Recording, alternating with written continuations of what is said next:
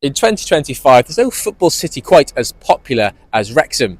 Its local team has just made EFL history by becoming the first team to score 3 back-to-back promotions.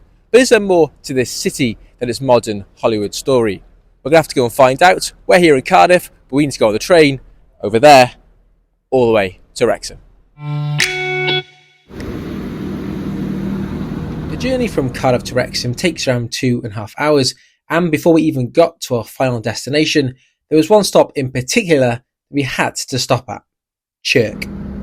So here we are in Chirk, a small Welsh town on the border with England, but importantly, it's the birthplace of football's first true superstar and celebrity, Billy Meredith, and to remember him, there is this incredible plaque here commemorating football's first superstar, Chirk-born Billy Meredith. So if you're ever on the way to Wrexham, stop at Chirk first and check this out.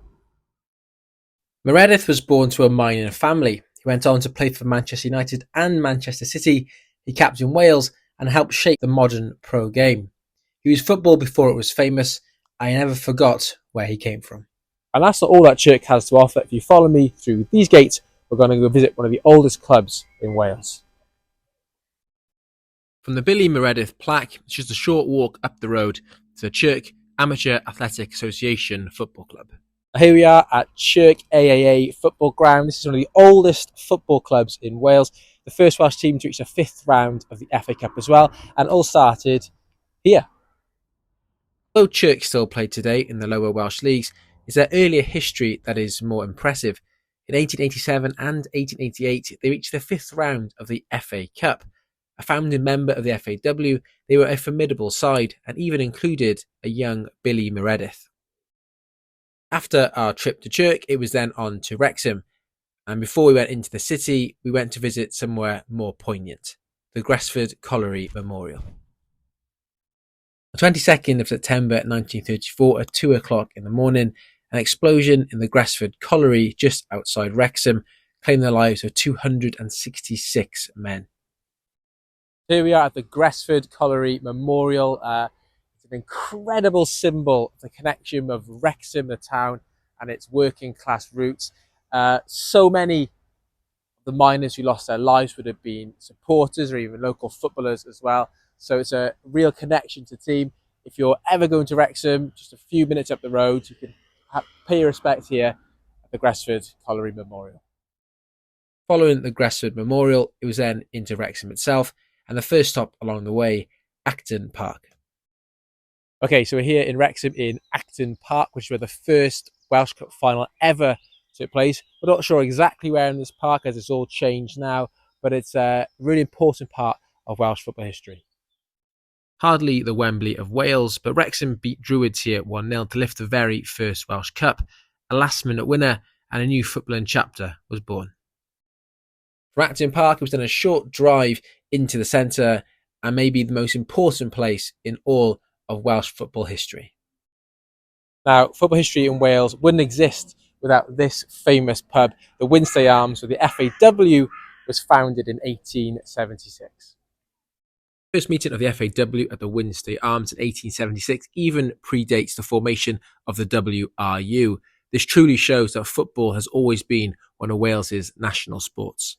And that's not all. This balcony here was actually where David Lloyd George announced the end of the First World War in 1918. Just down the road from the Wynnstay Arms is a tribute to one of Wrexham's modern football legends. It can only be one man: Super Paul Mullin. Okay, so also in Wrexham city centre is a mural dedicated to a modern legend of the club, Super Paul Mullin, who's been there through those 3 consecutive promotions. So if you're ever here, check this out in the city centre. 110 goals, just 172 matches. Paul Mullin's legacy is forever embedded in Wrexham's football history. There is so much to Welsh football history, and it's a shame that there's currently no National Football Museum, but that's all about to change. Okay, now it's a building site right now, but as you can see from the bucket hats up here, this is the future site of the National Football Museum of Wales, and we're going to have a quick look through these doors with these squares to see if we can see a little bit more. Peeking through, you can see the museum starting to take shape, and outside was full of information of what it's going to look like inside.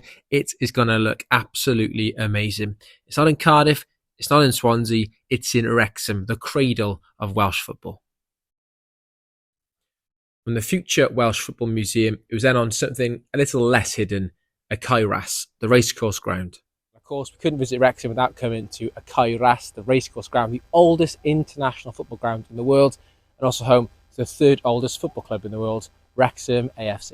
It's fair to say at this stadium, the oldest international football stadium still in use, has seen so much football history. Well, of course, it's seen all the Wrexham games, but also it's seen some fantastic Welsh internationals as well. If you're going to Wrexham, you have to check out a Caerhras, the Racecourse Ground.